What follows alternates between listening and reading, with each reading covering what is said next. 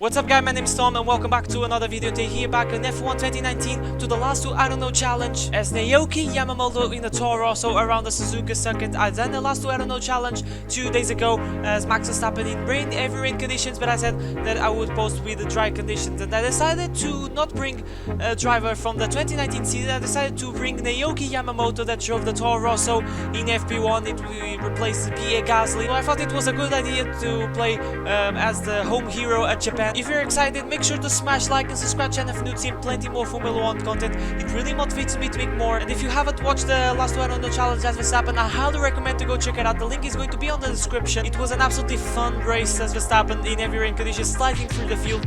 We made some spectacular overtakes, spoiler alert. So yeah, I think it's a must watch on my channel. Make sure to go check it out and leave a like because that race was bonkers. But today we're going to focus on dry conditions as Naoki Yamamoto in the Toro Rosso. So further ado, let's go down to the track and let's see what we can do with the Japanese. So here we are on the track guys, ready to start the Japanese Grand Prix as Naoki Yamamoto in the Toro Rosso starting in last place. Let's see what we can do in this 25% race. Strategy wise is going to be a soft medium strategy, pretty simple. Actually going to do more laps on the softs than on the medium, so that's interesting.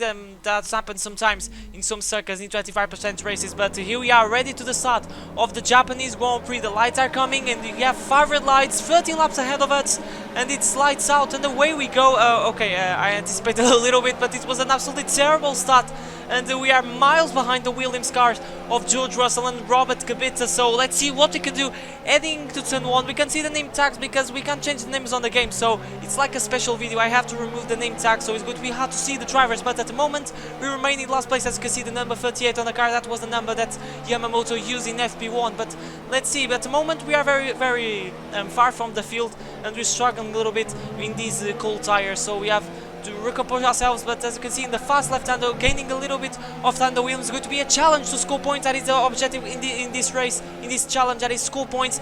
And let's see what we can do. Williams very slow. We're going to dive down on this other ball. We made contact with the Williams of George Russell, I believe. Yeah, it was very aggressive from me, but yeah, like a kamikaze style, so it makes sense because we are driving with a Japanese driver up inside of the Williams of George Russell. Yes, I saw the number 63, and that's us into P18. So yeah, very frosty with the Williams, so a lot of contact, but thankfully no damage, and we carry on and into P18 we are, and chasing down the two Alfa Romeos. First I think is Giovinazzi and then of Raikkonen, closing so rapidly on Giovinazzi, so confident on the brake, especially in that zone of the track, in that section of the track.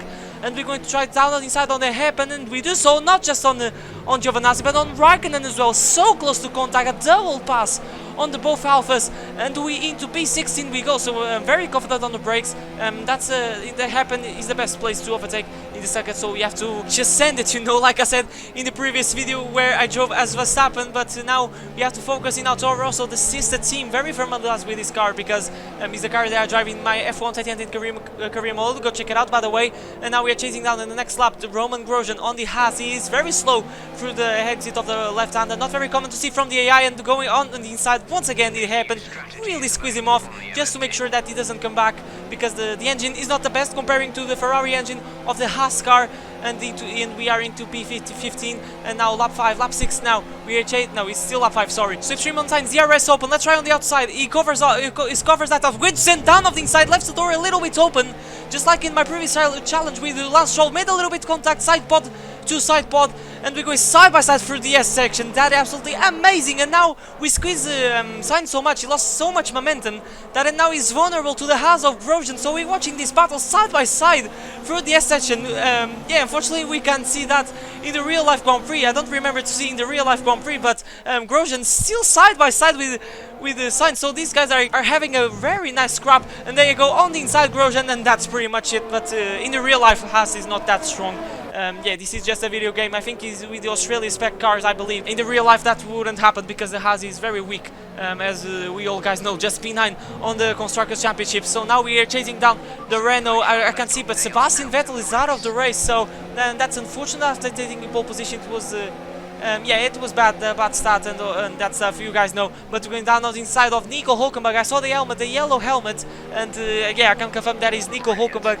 And into P12 we go, and now he's vulnerable to the Grosjean again. So we're being Grosjean's best friend at the moment because we are helping him to slides through the field as well, so working with him like a teammate, you know, so yeah, he gets a move sick as well, so even more friends we are being with Grosjean. He's sliding through the field, but now chasing down this train that is led by our teammate Danik Viat. But now on lap 7 I decided to pit a lap earlier because these guys are squabbling, they are stuck in the dirty air, and I think we can get an undercut, and the undercut around the Suzuka, for me, for my experience in F1 games, is very powerful, so this can pay off. So here we go, goodbye soft tires, and we're going to dress a brand new set of medium tires, and we go to the Ando Grand Prix in this compound. So P15 at the moment, but hopefully we can get out of the points because Danik Viat occupies P10 at the moment, and here we are leaving the pits, Grosjean behind us, and now we have to push on, push like a madman in this hot lap because yeah, like I said, my objective in this last Toyota challenge when it comes to midfield car, except the Williams for obvious reasons,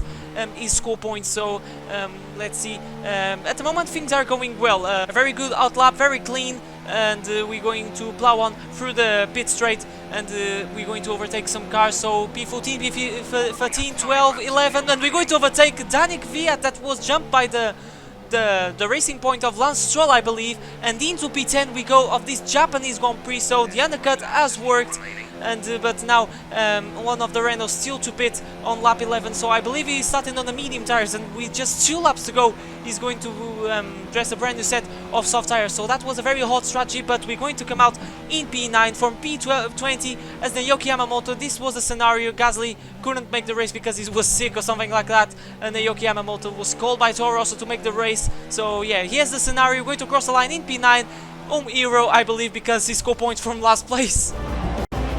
That's the end of the race. We'll see you in Parc Fermé.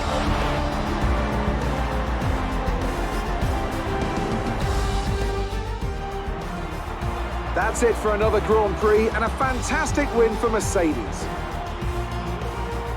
Anthony Davidson, how do you think they were able to set themselves apart today? Well, I know it's a bit of a boring answer, but the truth is they simply had the best speed package on the day, and a driver who knows how to take advantage of that. It doesn't matter how much time you spend poring over the stats and planning strategies if you can't keep the pace, and our winner today showed they could do both. So after a magnificent race, we can now see the drivers making their way to the podium. Once again, it's the Silver Arrows who take top spot, a well-earned victory for Mercedes.